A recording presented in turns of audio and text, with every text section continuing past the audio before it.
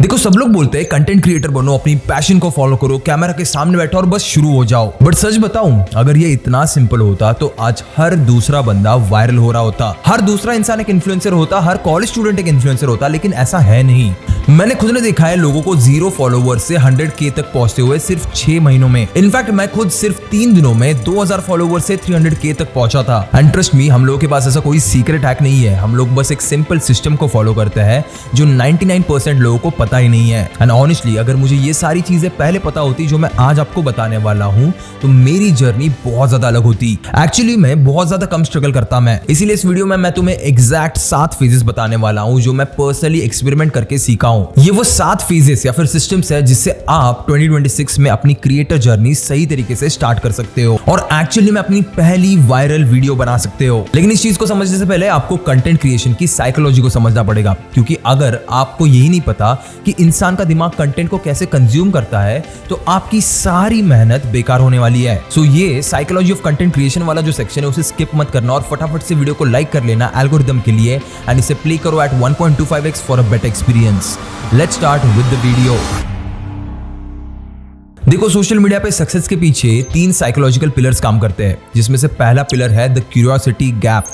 Carnegie Mellon university के एक professor ने इस चीज को स्टडी किया था और ये बड़ा इंटरेस्टिंग कंसेप्ट है। उन्होंने बताया कि जब भी हमें कोई अधूरी इंफॉर्मेशन मिलती है तो हमारे दिमाग में एक तरह से एक खुजली पैदा होती है, लिटरली खुजली, और उस खुजली को खत्म करने के लिए हम क्लिक करने पे मजबूर हो जाते हैं। अब इसे ना बड़ी सिंपल भाषा में समझो, जब भी आप अपनी वीडियो के स्टार्ट में एक इंटरेस्टिंग सवाल खड़ा करते हो और उसका जवाब वीडियो के बीच बीच में देते जाते हो तो बेसिकली व्यूअर के दिमाग में एक लूप ओपन कर देते हो और हमारा दिमाग ना बेसिकली इन्हीं लूप्स को क्लोज करने के लिए डेवलप हुआ है और यही वजह है कि लोग पूरी वीडियो देखते हैं। इसे ज़ेगर्निक इफेक्ट भी बोलते हैं। ये ना थोड़ी सी फैंसी टर्म है लेकिन इसका कंसेप्ट बड़ा सिंपल है। ये कहता है कि हमारे दिमाग को इनकम्प्लीट चीजें हमेशा हॉन्ट करती रहती है, इसीलिए हम लोग उसकी सॉल्यूशंस या फिर आंसर्स ढूंढते हैं। उसके बाद दूसरा पिलर आता है रिलेटेबिलिटी। इसे साइंटिफिक टर्म्स में मिरर न्यूरॉन इफेक्ट बोलते हैं। फॉर एग्जांपल, जब भी ऑडियंस तुम्हें अपने स्क्रीन पे दिखती है तो उनके दिमाग में कुछ न्यूरॉन्स फायर होते हैं जो उन्हें तुमसे कनेक्ट करते हैं। अब अगर आप उनकी प्रॉब्लम को कुछ इस तरीके से बताते हो जैसे वो उनकी अपनी कहानी हो तो वो तुरंत आपसे रिलेट कर लेते हैं। एंड इसी वजह से रिलेटेबिलिटी सोशल मीडिया पे सबसे बड़ा पिलर है। 1-2 साल पहले अंकित बैनपुरिया ये फिटनेस इन्फ्लुएंसर वायरल हुए थे और इनके वायरल होने के पीछे ये दूसरा पिलर रिलेटेबिलिटी बहुत ज्यादा रोल प्ले करता है।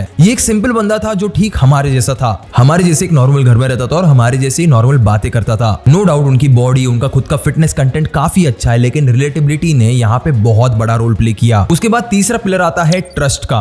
देखो आज के टाइम में ना ऑडियंस बहुत ज्यादा स्केप्टिकल है, वो हर चीज पे भरोसा नहीं करती क्योंकि इतना ज्यादा फेक कंटेंट है मार्केट में और वो इतने ज्यादा फेक कंटेंट को देख चुके कि अब उन्हें ट्रस्ट करना मुश्किल हो गया है। इसी वजह से साइकोलॉजी के मुताबिक लोग उनकी बातें मानते हैं जो ऑथोरिटी और सोशल प्रूफ दिखाते हैं। मतलब अगर आप किसी भी चीज का क्लेम कर रहे हो तो उसके पीछे का डेटा होना चाहिए, उसके पीछे एक प्रॉपर रिसर्च होनी चाहिए। जब भी आप फैक्ट्स पेश करते हो तो ऑडियंस का दिमाग लॉजिक मोड में चला जाता है और उनका ट्रस्ट आपके ऊपर बहुत ज्यादा बढ़ जाता है। अब ये 3 पिलर्स बहुत ज्यादा इंपॉर्टेंट है सोशल मीडिया में इवन उतरने से पहले। अगर आप इन्हें समझ गए तो चलो आते हैं फेजेस पे, जहां पे फेज नंबर 1 होने वाली है नीश एंड मॉडल चूज करने की। आप अपनी नीश चूज करने के लिए आप ये 3 सर्कल फॉर्मूला यूज कर सकते हो। बेसिकली पहला सर्कल है आपका पैशन, यानी आपको क्या चीजें पसंद है। उसके बाद दूसरा सर्कल है आपके स्किल्स, यानी आपको क्या आता है, और तीसरा सर्कल है मार्केट डिमांड, यानी क्या इसको कोई देखने वाला है। अब जहां पे भी ये तीनों सर्कल्स इंटरसेक्ट होते हैं वो बन सकता है आपकी परफेक्ट नीश। अब इसके लिए ना आप एक स्टेप बाय स्टेप प्रोसेस भी फॉलो कर सकते हो। नंबर 1, अपने इंटरेस्ट लिस्ट डाउन करो कि आपको कौन से टॉपिक पे बात करने में मजा आता है, फ्री टाइम में आप किस चीज पे रिसर्च करते हो या फिर किस चीज के बारे में आप घंटों बात कर सकते हो। For example finance, psychology, tech, gaming, fitness, cooking, travel etcetera. उसके बाद नंबर 2, अपनी स्किल्स चेक करो कि तुम्हें कौन सी चीज नेचुरली आती है या फिर लोग तुमसे किस चीज के लिए एडवाइस देते हैं। और एक बार आपको ये 2 चीजें पता चल गई, फिर आप कर सकते हो मार्केट रिसर्च, यानी यूट्यूब और इंस्टाग्राम पे जाके एक्चुअली में देखना कि किस टाइप का कंटेंट वायरल हो रहा है या फिर किस नीश में कंपटीशन थोड़ी कम है या फिर कहां पे एंगेजमेंट ज्यादा है। और इसके लिए ना आपको किसी भी टाइप के टूल्स या फिर पेड सॉफ्टवेयर की जरूरत नहीं होने वाली है। आप डायरेक्टली बस यूट्यूब पे जाके सर्च या फिर सजेशन सेक्शन में जाके चेक कर सकते हो या फिर इंस्टाग्राम के एक्सप्लोर पेज पे भी चेक कर सकते हो। एंड लास्टली एक बार आपकी नीश फाइनल फाइनल हो गई तो आपको वैलिडेट करना पड़ेगा कि आप सही डायरेक्शन में जा रहे हो या फिर नहीं। उसके लिए बस आपको 5 से 10 वीडियोस बनानी है और उसे पोस्ट करना है, और फिर आपको देखना है कि क्या उस पे व्यूज आ रहे हैं, क्या उस पे कमेंट्स आ रहे हैं, क्या तुम खुद उस टॉपिक को एंजॉय कर रहे हो या फिर आपको थोड़ा सा फोर्स लग रहा है बनाना वीडियोस उसके लिए। और इसका ना बड़ा एक सिंपल अनस्पोकन रूल है कि अगर 10 वीडियोस के बाद भी आप एक्साइटेड हो कंटेंट बनाने के लिए तो आप एक राइट नीश में हो। और होता क्या है ना, जनरली नीश सिलेक्शन के वक्त पे बहुत सारे लोग ये कॉमन मिस्टेक करते हैं कि सिर्फ पैसों के लिए कोई भी नीश चूज कर लेते हैं, या फिर कोई भी एकदम ब्रॉड नीश चूज कर लेते हैं जैसे मोटिवेशन, जो काफी ज्यादा वेग नीश है। इससे बढ़िया अगर आप exam motivation for NEET students या फिर जेडब्ल्यू स्टूडेंट्स करोगे तो वो और बेटर तरीके से परफॉर्म करेगी। या फिर कुछ लोग एकदम हाई प्रोडक्शन वैल्यू वाली नीश चूज कर लेते हैं, लेकिन उन्हें एडिटिंग नहीं आती, उन्हें शूट कैसे करना है वो नहीं पता।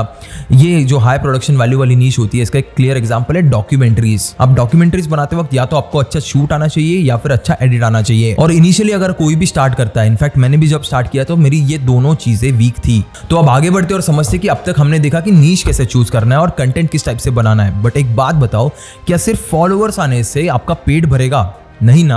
तो अब बात करते हैं असली गेम की, विच इज मोनेटाइजेशन। देखो, मोनेटाइजेशन पार्ट को इग्नोर करने की गलती मैंने भी की है। फॉलोअर्स बढ़ रहे थे, लाइक्स आ रहे थे, लेकिन बैंक अकाउंट में कुछ भी नहीं आ रहा था। फिर मैंने रियलाइज किया कि प्रॉब्लम फॉलोअर्स की नहीं है, प्रॉब्लम्स एक्चुअली में सिस्टम्स की है। इसलिए आज मैं तुम्हें वो सेटअप दिखाने वाला हूं जो एक्चुअली में काम करता है। अब देखो, अगर आपको आपके ऑडियंस बेस को मोनेटाइज करना है तो ट्रेडिशनली क्या क्या चीजें लगती है? एक पेमेंट गेटवे, एक वेबसाइट या फिर landing page, email automation tool या फिर डीएम्स ऑटोमेट करने वाला कोई टूल, या फिर कोई डिजिटल प्रोडक्ट्स होस्ट करने की जगह। मतलब लगभग 5 से 6 टूल्स, 5 से 6 सब्सक्रिप्शंस और 5 से 6 अलग सिरदर्द। या फिर आपके पास एक और ऑप्शन है, एक ही टूल जहां पे आपको सब कुछ एक ही जगह मिलेगा, विच इज superprofile.bio।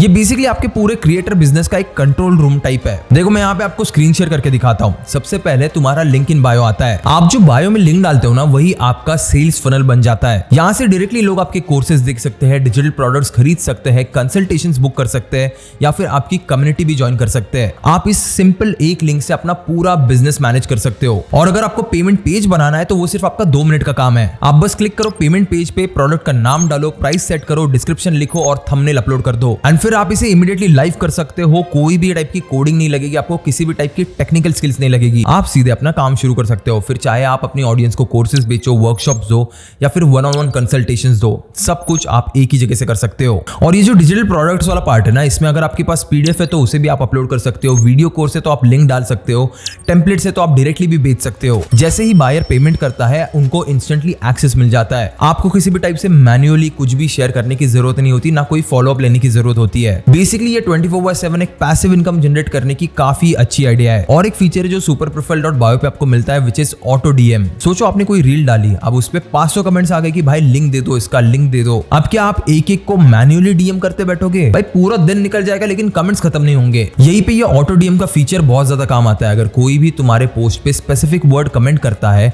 तो ऑटोमेटिकली उसे डीएम चला जाता है। अगर कोई आपकी स्टोरी पे भी रिप्लाई कर देता है तो भी उसे डीएम चला जाता है, या फिर कोई भी आपके डीएम में भी कोई कीवर्ड भेज देता है तो उसे इंस्टेंट रिस्पांस भी चला जा सकता है। इनफैक्ट ये चीज ना लाइव स्ट्रीमिंग पे भी काम करती है। एक और चीज जो मुझे बहुत पसंद है, विच इज रीडायरेक्शन लिंक्स। कोई भी आपका जब प्रोडक्ट खरीदे तो उसके बाद आप उन्हें डायरेक्टली अपनी व्हाट्सएप कम्युनिटी में भेज सकते हो, या फिर इंस्टाग्राम चैनल पे रीडायरेक्ट कर सकते हो। मतलब एक सेल होने के बाद भी आप उस कस्टमर के साथ कनेक्टेड रहोगे। और हाँ, अगर मान लो कोई भी चेकआउट तक आता है लेकिन बाय नहीं करता है तो ईमेल ऑटोमेशन उन्हें तुरंत रिमाइंड कर देता है। तो ये जो अबैंडन लीड्स होते हैं ना, उन्हें कन्वर्ट भी ऑटोमेटिक किया जा सकता है। अब आते हैं सबसे बेस्ट पार्ट पे। नॉर्मली ये सब करने में आपके हजारों रुपए लग सकते हैं, बट अगर आप लोग मेरे लिंक से साइन अप करते हो तो आपको 80% डिस्काउंट मिलेगा फर्स्ट मंथ पे। मतलब आप ऑलमोस्ट फ्री में ही ट्राई कर सकते हो। इसकी लिंक मैंने नीचे डिस्क्रिप्शन में दे दी है, so check out superprofile.bio now. तो एक बार मोनेटाइज कैसे करना है, इसका भी फंडा हमारा क्लियर हो गया। अब बढ़ते हैं फेज नंबर 2 पे, which is competitor analysis.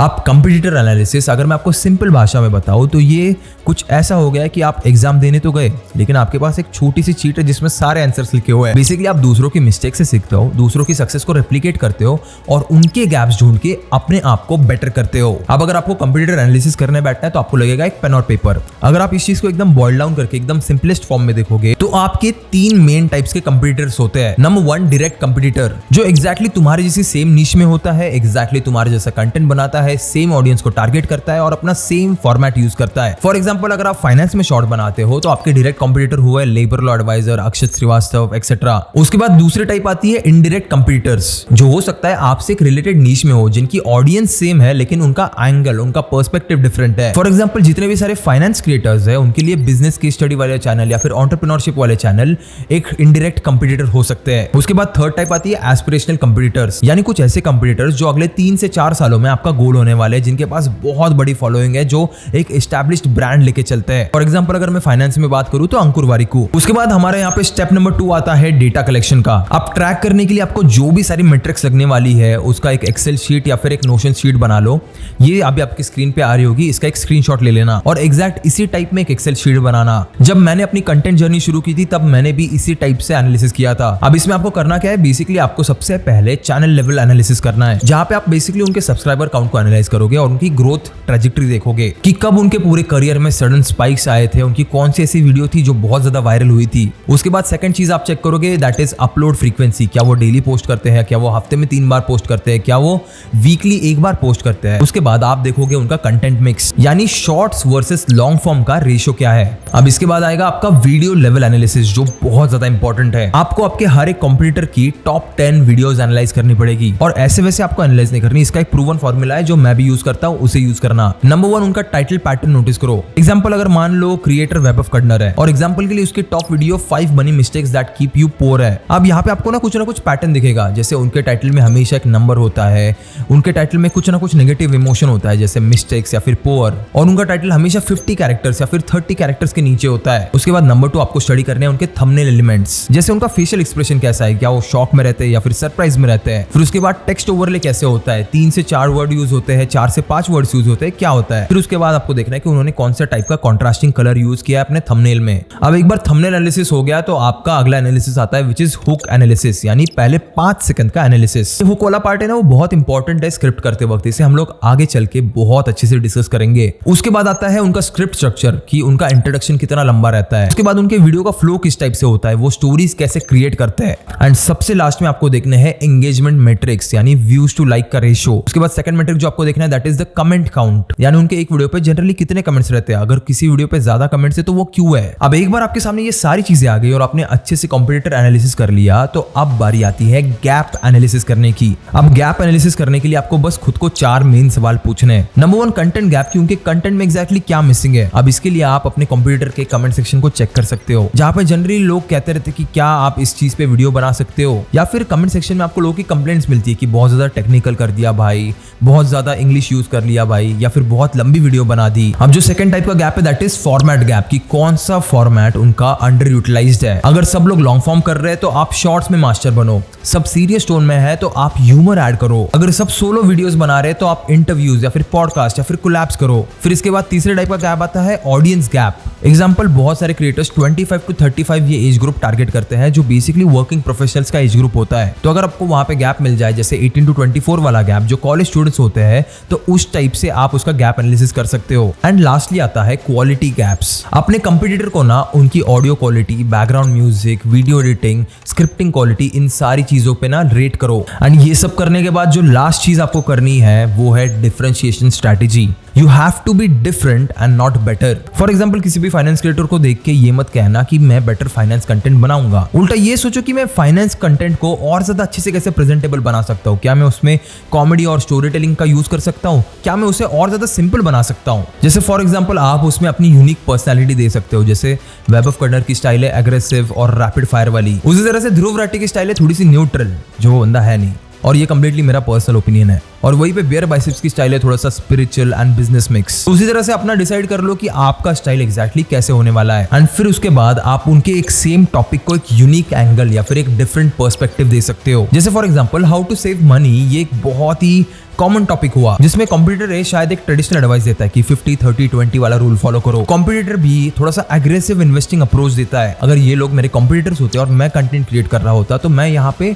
Psychology behind spending use करता, कि हम लोग एक्चुअली में पैसा खर्च क्यों करते हैं। इसी तरीके से आपको अपना एक ट्विस्ट देना पड़ेगा किसी भी टॉपिक को। अब आते हैं हमारी फेज नंबर 3 पे, जहाँ पे हम लोग ये समझेंगे कि टॉपिक को फाइनलाइज कैसे करना है। यहाँ पे आपकी सबसे ज्यादा मदद होने वाली है यूट्यूब सर्च बार से। आप बस यहाँ पे अपनी नीश को टाइप करो और बस सजेशंस देखो। फॉर एग्जांपल अगर आप बस हाउ टू टाइप करोगे तो आपको ऑटो कंप्लीटेड सजेशंस आ जाएंगे। अब ये सारे सजेशंस मोस्ट सर्च टर्म्स के ऊपर होते हैं, यानी जनरली सबसे ज्यादा सर्च लोग किन चीजों पे करते हैं, जैसे for example how to make money, how to study effectively, how to gain confidence. ये सब एक टाइप से हाई सर्च टॉपिक्स है। फिर उसके बाद आप कमेंट सेक्शन माइनिंग भी कर सकते हो। जैसे फॉर एग्जांपल आप अपने बस कॉम्पिटिटर के कमेंट सेक्शन में चले गए और उनके यहाँ पे आपको जो भी अच्छे अच्छे टॉपिक्स मिल रहे हैं कमेंट सेक्शन में, जितने भी सारे लोगों ने रिक्वेस्ट मारी है या फिर सबसे ज्यादा लाइक्ड कमेंट पे क्या टॉपिक पूछा गया है, उसके बेसिस पे भी आप अपना टॉपिक डिसाइड कर सकते हो। अब आपको ना बस यहाँ पे एक टॉपिक चूज करके उस पर डायरेक्टली वीडियो बनाने नहीं बैठना है। हमेशा याद रखना, जब भी आप एनालिसिस करने बैठो तो कम से कम 30 से 40 टॉपिक तो जरूर निकाल के रखना। अब इन 30 से 40 टॉपिक्स में से आपके 5 टॉपिक्स ऐसे होने चाहिए जिन्हें आप इमीडिएटली एग्जीक्यूट करने वाले हो। और अगर आप नया चैनल ही स्टार्ट कर रहे हो तो बिल्कुल डरो मत, क्योंकि 0 सब्सक्राइबर से स्टार्ट करोगे बेसिकली आप,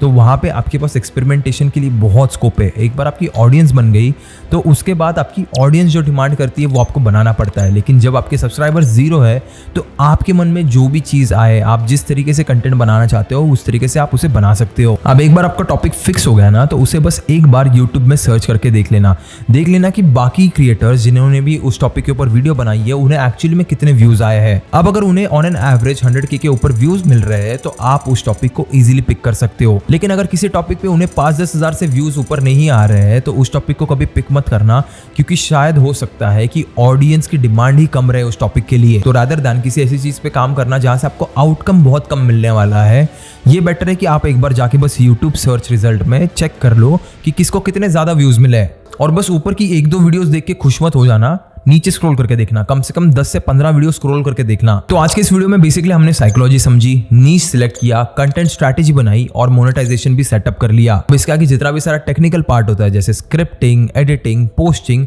ये सारी चीजें मैं इस वीडियो के पार्ट 2 में कवर करूंगा। और मैं जानता हूं इस वीडियो के साथ भी बहुत सारे लोग बस वीडियो देखने आएंगे, नोट्स बनाएंगे, स्क्रीनशॉट्स भी लेंगे और फिर कुछ भी नहीं करेंगे। वही अपनी पुरानी लाइफ पे वापस चले जाएंगे और वही पुराना घिसा पिटा एक्सक्यूज देंगे कि भाई मैं कल से शुरू करूंगा। मैंने इस वीडियो को इसीलिए 2 पार्ट्स में डिवाइड किया है ताकि आपको इसे समझने में आसानी हो। तो इस वीडियो के कमेंट सेक्शन में मुझे आपसे 2-3 चीजें चाहिए। मैं चाहता हूं कि सबसे पहले तो आप अपनी नीश सिलेक्ट करो, उसके बाद नंबर 2 अपनी नीश के 2-3 कॉम्पिटिटर्स के नाम वहां पे मेंशन करो, और नंबर 3 आपको किसी एक टॉपिक का नाम लिखना है जिसके ऊपर आप अपनी पहली वीडियो बनाने वाले हो। याद रखना इस वीडियो का पार्ट 2 आने से पहले मैं इस वीडियो के कमेंट सेक्शन को एक बार जरूर देखूंगा, तो मेक श्योर आपकी कमेंट मुझे वहां पे दिखे। और हाँ, आज ही अपना सुपर प्रोफाइल सेटअप कर लेना और आज ही अपना पहला प्रोडक्ट भी लिस्ट करके रखना। सुपर प्रोफाइल की लिंक मैंने नीचे डिस्क्रिप्शन में दे दी है। अगर आप उस लिंक से साइन अप करते हो तो आपको 80% डिस्काउंट मिलेगा ऑन द फर्स्ट मंथ। मतलब रिस्क एकदम 0 है। इसे ट्राई करो और खुद एक्सप्लोर करो। और हाँ, अगर आपको ये वीडियो हेल्पफुल लगी तो इसे लाइक करना, चैनल को सब्सक्राइब करना। मैं मिलूंगा आपको अगली वीडियो में इसके पार्ट 2 के साथ। तब तक के लिए keep hustling, keep learning and as always keep inspiring.